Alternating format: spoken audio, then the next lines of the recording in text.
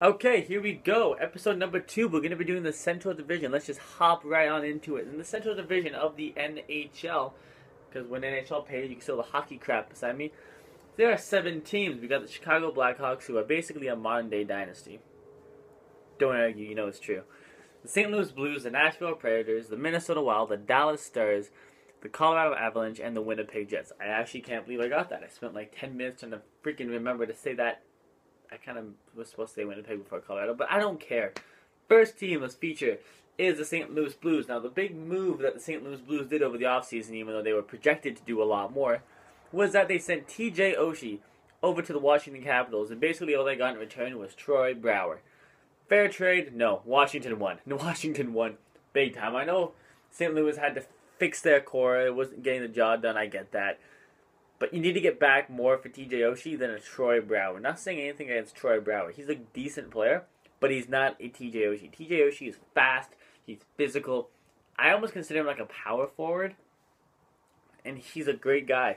Scores 20 goals a season. Troy Brouwer, I'd be very surprised if he got 20 goals. And I don't think he's going to fit well into the system of the St. Louis Blues. I think St. Louis got ripped off a little bit here. They should have got more. And Washington enjoyed Troy Brouwer. You're going to be great with him with not enjoy Troy Brouwer. Enjoy TJ Oshie, god damn it. Why would you want Troy Brouwer over TJ Oshie? They got TJ Oshie. Washington, enjoy him. And put him with your newly signed Justin Williams. He'll be fine. He'll be perfect.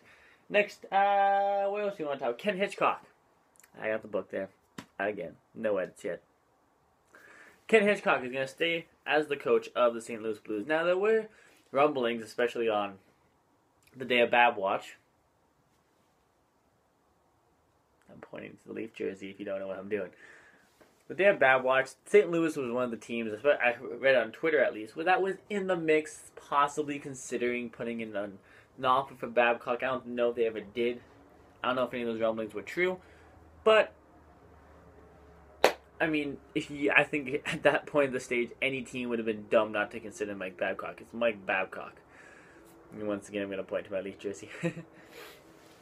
But, I mean, I like Ken Hitchcock. I think he's a very underrated coach. Easy top 10 coach in the NHL, and I think he'll be doing fine in St. Louis, and I don't think that he's really the problem. It's my honest opinion. Let's go on to the Nashville Predators. Now, the Nashville Predators, what do we got here? That's right. They signed Cody Hodgson to a one-year deal after he was bought out by the Buffalo Sabres after a very disappointing couple seasons there after the trade from the Vancouver Canucks. I like Cody Hodgson. I think he needs a fresh start somewhere. I'm not sure if Nashville was a good fit for him, I'll be honest with you. Nashville is a very defensively based team, and he needs some more offensive players to play with. I mean, if Nashville was the only team that was giving him a deal, obviously go for it. But, I mean, if there was a better fit out there, more of an offensively style game, I think that will help him. Obviously, I think he'll be a better two-way player. But I think for him to get back to where he was, he also needs to have quite a bit of offense, because offense is his type of game. We'll see if he can do that in Nashville. I hope he can, but I guess we'll see. What are they going to do? Oh, yeah, I mean, the trade, I'm not going to get into it too much. They sent Brantley Epsick and a first-round pick over to my Maple Leafs. For Franzen and Santorelli, they both walked on free agency. Santorelli went to Anaheim. Franzen went to Buffalo. Horrible trade. Both those guys were not good fits. Santorelli a little bit better than Franzen, but neither of them were good fits for the Nashville Predators, and they lost the first rounder, which the Leafs flipped for more picks, and Epsick, who's a pretty decent prospect in the mix. So, Dave Poile, I think that's how you pronounce his name. Bad move. You thought your team could win the cup. I don't think they were in any position to win the cup. They couldn't be bought. That was a big buying deal. That was pure, I'm buying, not selling. And it bit you in the back, and, I mean, you deserve it. That was not a smart trade. They cut Mike Ribeiro. I remember sitting in class. Yeah, I opened my phone in class. Boo-hoo, shoot me. I remember reading the article about how his sexual assault is the case.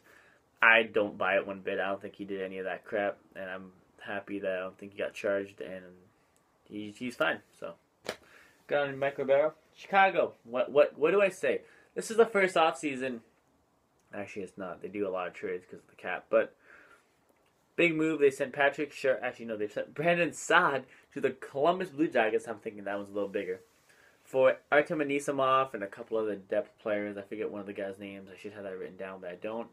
Kill me for that one. Don't, please. Actually, don't. Just comment and laugh at me. I don't care. Brandon Saad, perfect pickup for the Columbus Blue Jackets. Awesome move by them. I mean, Artem Anisimov was probably the best amount of return they're going to get for him, especially with the cap situation. So, I mean, they found a player. They found a team that wants Son. They found a player they could get back that wasn't too much cap, who can still chip in 10 to 15 goals. I say Chicago did. Chicago made the best of a bad situation with there, and I give them credit. I know they really wanted to resign Saad. They said they'll make it work, and I guess they realized that. I don't think they were trying to go for more than 4.5. Saad got a $6 million contract, I think. I'll talk about that more with Columbus. I don't think Chicago was in any position, and they were pretty smart to actually walk away from that one. What else did I do? Almost 6 minutes. I ain't going to go past 7.5 minutes with this, but here we go. Patrick Kane. For the love of God. Holy crap. I don't know if he did it. I don't know. No one knows at this point. I am taping this during the second intermission of the first preseason night for the Maple Leafs. Split squad game. Toronto is beating the Senators 2-0, and in Ottawa they're losing 3-2. I'm filming this in the second intermission. This is training camp. We don't know what Patrick Kane is, if he did it or not. But I don't want to swear, but I swear to God I'm going to come so close. He got charged a couple years ago. He punched a taxi driver or something over like a couple bucks, I think. Maybe even less. Like, dude, holy shit, how much money do you make a season? And if these rumors are true, you screwed yourself up so bad. You fudging idiot. Fudging? I said fudging. You fudging idiot. Holy crap, man. Smarten up. If you didn't do it, hang out with better people, because I bet you were hanging out with that girl at least that night. And it's just like, dude, you're causing the biggest distraction ever to a team that could easily win another cup next year. Like, this is a dynasty. You're the big part of this dynasty. You're the first overall selection in, I think, the 2006 draft. You're a big piece of this puzzle. They can't lose you after they traded away a guy they wanted to keep, because you signed a big ass contract. For fuck's sakes, I'm sorry, but honestly, I could make a whole video just me ranting about how stupid this whole situation's been. I started back in August and it's still going. Actually, I think it was late July. Damn, man. Let's go into Minnesota. I do like Minnesota. I like them a lot. I'm not gonna lie. I have a lot of family in Minnesota. And yeah, I do quite like Minnesota. Minnesota, they signed Devin Dubnyk to a 6-year, $26 million contract, $4.33 million per year. I think they wanted a bridge deal, and this was one of the contract negotiations where I guessed that it would last till the training camp. I thought I'd be talking about it now as recent news that happened like a week ago. Happened in, I think, July. No, July? Maybe it was June. Did he even hit the free agent market? Crap. I need to research more. But they got it done fast. I'm sure that Minnesota kind of mentioned a bridge deal. I think Devin Dubnyk was like, no way, Jose, not happening. I don't know what the fuck that was. I just got an itch. I scratched like a freaking dog. But good on Dubnyk. He's getting paid, man. He's getting paid the Johnny Manziel money thingy, but baba that he does. I don't freaking know. I'm sure they wanted a bridge deal. They couldn't get a bridge deal with him. They can't let Dubnyk walk away. He's the great goalie. The reason the Minnesota Wild got into the playoffs last year, I did go see Toronto-Minnesota game last season, and Dubnyk was stellar. Great goalie. And he's going to have a good future, I think. I think he's finally hit his potential, and he's found a good home in Minnesota with a great defensive group in front of him. And he'll excel. They've got to stretch. That's really all I got to say about Minnesota. I mean, they're coming back with basically the same team, and I think they'll still be okay. Winnipeg Jets. First, I want to talk about Nicholas Ehlers and I think it's Josh Morrissey. Two great prospects.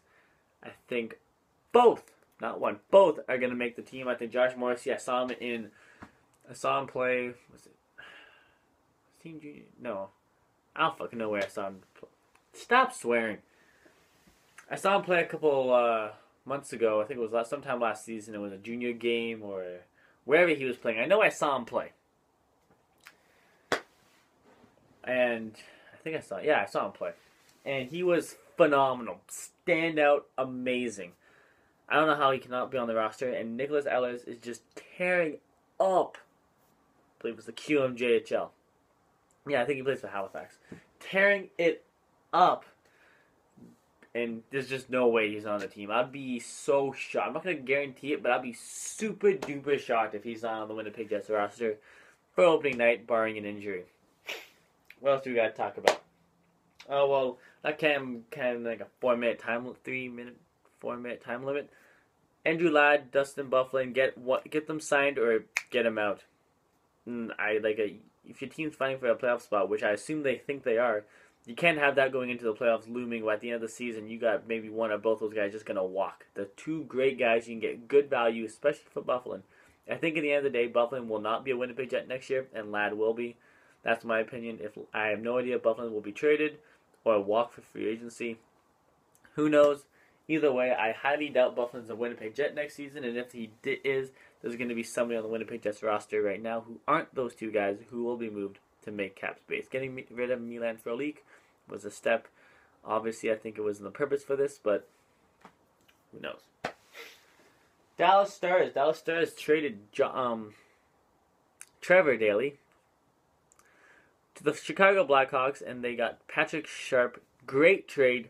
Perfect for what Dallas is all offense pretty much, and that offense just got so much better with Patrick Sharp, and yeah, it's a great trade. And they got Johnny Oduya via free agency from the Chicago Blackhawks, gonna easily make up for the loss he made from Trevor Daley.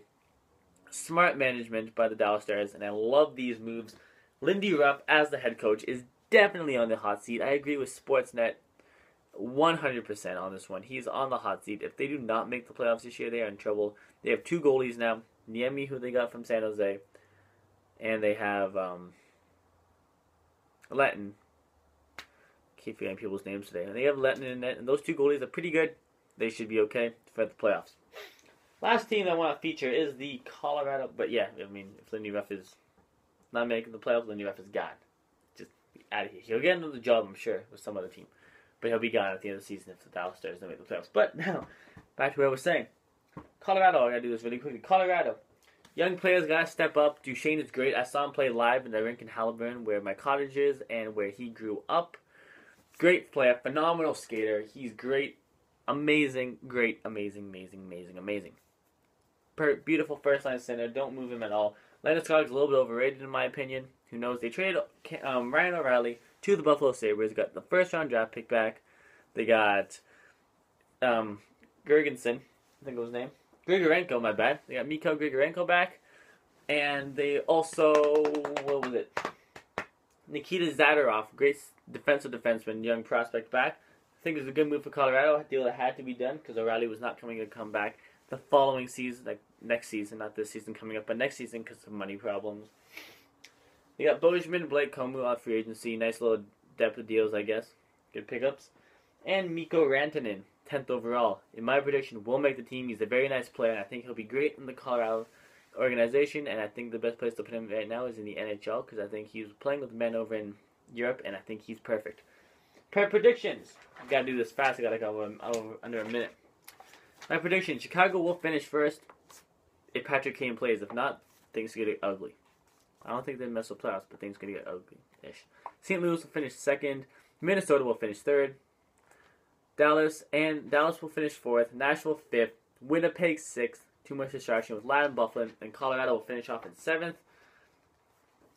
Unless Varlamov has another business type season, they might be able to move up a little bit. I think Dallas and Nashville at 4 and 5 will both make the playoffs. I think those two spots will be the two wild card spots, and after that, yeah. So that's my Central Division preview. Thank you guys so much. So grateful for watching. If you watched this whole video, I thank you so much. Please like my page on Facebook, The Hockey Gods. Link down below. Please email me at tmlshannonclan19@gmail.com. Link will also be in the bio. And next, I think I'll be doing the Metropolitan Division preview. So I hope you guys watch that. Thank you guys for watching. Like the video, means a lot. Subscribe, please. And go watch my other video on the Pacific Division preview. It's in my channel. I gotta go, guys. Peace out.